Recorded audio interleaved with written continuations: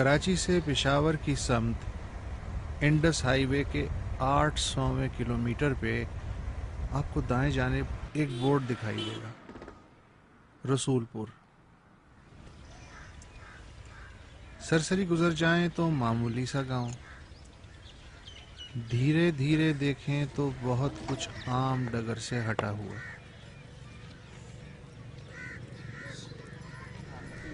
کوئی گلی ٹیڑھی میڑھی نہیں،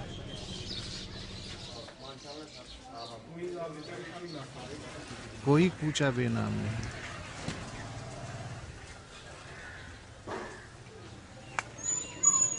کہیں تو گندگی پھیلی ملے،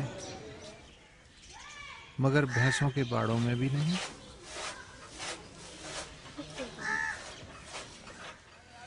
بچے بچیاں جوق در جوق اسکول جاتے ہیں، مگر اس میں بھلا کیا خاص بات ہے؟ سبھی جگہ بچے اسکول جاتے ہیں، کہیں کم کہیں زیادہ۔ لیکن رسول پور یوں الگ ہے کہ یہاں والے اقوام متحدہ کی یہ تعریف نہیں مانتے کہ خواندہ انسان وہ ہے جو صرف حروف تہجی لکھ اور پڑھ کے دستخط کر سکتا ہو۔ عالمی معیار جو بھی ہو، ہمارے نزدیک یہ معیار ہے کہ کم از کم میٹرک ہونا ضروری ہے۔ اور اگر میٹرک نہیں ہے تو اس کی زندگی عذاب میں؟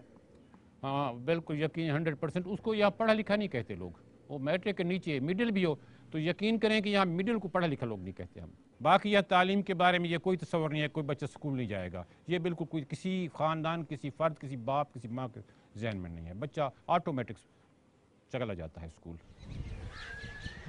اس گاؤں کی آبادی ان 2000 بلوچ احمدانیوں پہ مشتمل ہے جن کے بزرگوں نے پچھلے 200 برس سیلاب کے ہاتھوں 5 بار ہجرت کی اور پھر 80 برس پہلے اس جگہ آباد ہوئے۔ ہمارا ایک بزرگ گیا تھا دہلی امین آباد، وہاں اس نے اسلامی تعلیم حاصل کی۔ کب کی بات ہے یہ 1821 کی بات ہے۔ ہم سب کاشتکار تھے، جٹ تھے۔ اس نے کہا بھائی تم تعلیم حاصل کرو۔ پھر ہمارے دادے، 3 دادے، وہ 3 گئے تعلیم حاصل کرنے کے لیے۔ پھر سے ایک سلسلہ چل پڑا، یہاں آیا تھا عارف نواز SSP، وہ سالانہ ایک رسالہ نکالتا تھا پورے محکمے کا۔ اس نے لکھا ہے کہ اس ضلع میں ایک گاؤں ہے رسول پور، جہاں کی بلی بھی گریجویٹ ہے۔ رسول پور بسنے کے 2 برس بعد 1935 میں یہاں لڑکوں اور لڑکیوں کے لیے 2 الگ الگ پرائمری اسکول اپنی مدد آپ کے تحت بنائے گئے۔ تاریخ پیدائش میری ہے 1926۔ میں 5 پڑھی ہوئی ہوں۔ وہ بھی مردوں کے سکول میں میرا امتحان میرے ابا نے دلوایا۔ لڑکیوں کی طرف کوئی بھی توجہ نہیں دیتا تھا، وہ بیچاریاں ایسے بس رول پھیر کے آ جاتی تھی سکول سے۔ پھر جب میں نے پڑھانا شروع کیا تو پھر بہت خوش ہو گئے۔ پڑھائی بھی اردو میں، ہر چیز اردو میں، انگریزی مجھے نہیں آتی تھی، نہ میں نے کوشش کی سیکھنے کی نہ کچھ۔ پھر یوں ہوا کہ رسول پور میں طالبات کی تعداد طلباء سے زیادہ ہوتی گئی اور اس رجحان نے یہاں کی سماجی سوچ کو نیا رخ دیا۔ جو فیصلہ مطلب ہوتا تھا اکیلا آدمی کرتا تھا، اب ایسے نہیں ہے، گھروں میں عورتوں سے فیصلے بھی پوچھے جاتے ہیں، ان کو ان میں شامل کیا جاتا ہے، جو بھی فیصلے کیے جاتے ہیں وہ بھی ہمارے ساتھ شامل ہوتی ہیں۔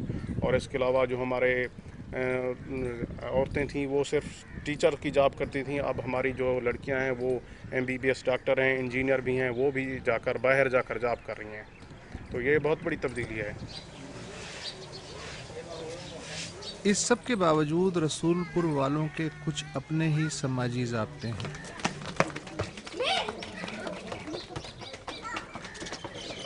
پورا گاؤں نو اسموکنگ ایریا ہے، چائے تک کا کھوکا نہیں، کوئی غیر آدمی یہاں زمین بھی نہیں خرید سکتا۔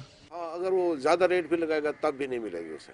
اچھا، اگر آپ بھی جائے کسی وجہ سے تو اسے شادی کے میں شریک نہیں کرتے، رجسٹ کریں گے ہر حال میں۔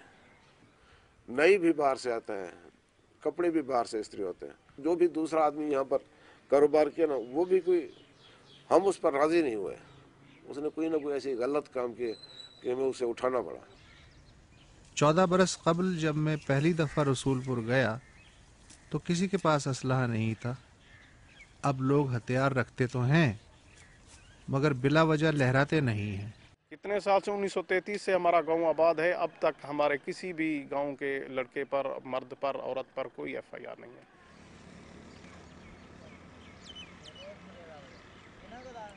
रसूलपुर के चारों तरफ और भी मुतअद्दिद कबाइल आबाद हैं, लेकिन उनमें से कोई भी रसूलपुर नहीं।